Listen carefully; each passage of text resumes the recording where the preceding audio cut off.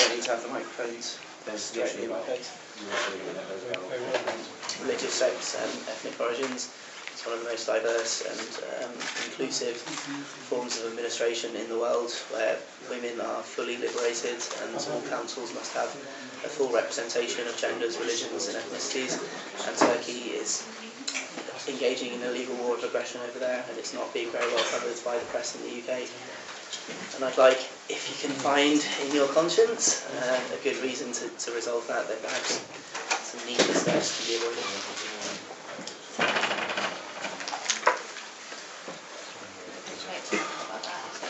I did ask Naomi if I could just talk exclusively about Turkey and Britain.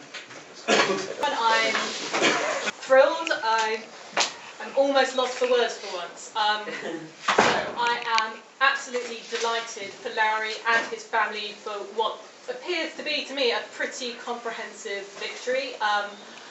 I am thrilled that the Lord Chief Justice affirmed that when the British public spoke decisively that Gary McKinnon should not be extradited, that opinion should hold, and we do not extradite our geese to the United States when we can look after them properly at home. And I am thrilled to see so many of Lauri's supporters here as well. The campaign for a trial at home for Lauri really made a massive difference, and I know that it gave Lauri and Sylvia a lot of heart as well. I think in some ways the comprehensiveness of this victory shows just how unfair and unreasonable it has been that Lauri has been in this position at all for long years, and I hope that he and his family will now finally be able to have some peace of mind and experience what that's like for the first time in many years.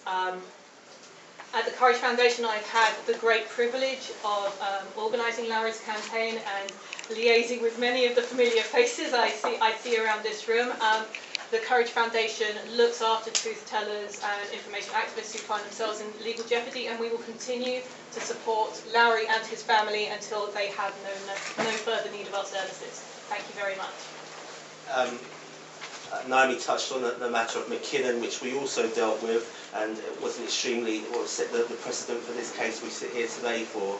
On that basis, I'll pass over to Mr. Kevin Kendridge, who's our specialist. We've raised it in questions, and I hope we've given you some support because you've been inspirational.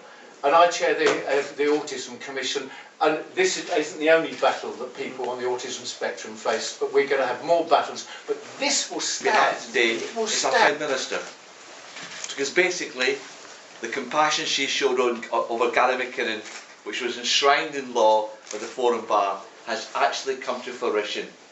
We've actually got a situation where we've made a law that's fit for purpose. The other thing was this: one day we were in a parliament, in one of the chambers, and there was all these MPs from different parties, and I realised something really important, that at the core of our nation there is a consensus of agreement. Spoken in media, we're just thankful and we're just glad that we made the right decision. And it hasn't really sunk in yet. So we just Pinch yourself, but definitely not dreaming. yeah, no. And we're just glad that no one else will have interest to. of the press when there is a chance of injustice, because it's much easier to get away with doing centuries to come. So I'm going to focus a lot of time in making sure that we have an internet that's open, free, accessible to all, is not used as an instrument of control, is used as an opportunity to enfranchise and give people opportunities and to share the great wealth of knowledge that we've amassed as humankind. So that's what I'm going to focus on. And I would like to, beyond expressing gratitude, I would also like to express forgiveness for the people that were involved in the prosecution side, even the United States, because while they ostensibly were attempting to ruin my life, they have facilitated creating this precedent. So without this ordeal, we couldn't have come to this point where we're all celebrating. Justice system to deal with people who have done things to them in an appropriate way. I would make this observation: we've been doing it a lot longer than them, and I think we're pretty good at it. Can I ask a question? Certainly, ma'am. I want to, like, the the actual case was brought by America under the CPS. Yeah? The extradition, so Yeah. Who's picking up the bill for the American legal team? Is the British taxpayer going to pay any money towards the cost of the legal for extra? the CPS.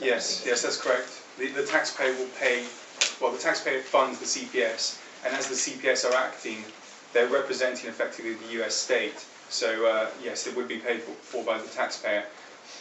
That said, you know, other countries represent us in extradition matters, so it's How much would that yeah, it works both how ways. much- Into the consideration of whether people want to work with you, and the difficulty that I faced is that ordinarily under UK law, one is not accused publicly of anything until a charge is pressed.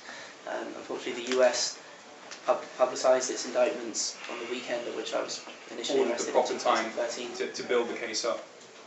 I'd add to that while it is, there is obviously, as I was saying, a kind of cost or a kind of ongoing difficulty of having gone through the process, but it's much better to do it properly, and so I am thankful for the time that was taken to put together a very comprehensive case which allowed us to have a verdict that reflects both upon mental health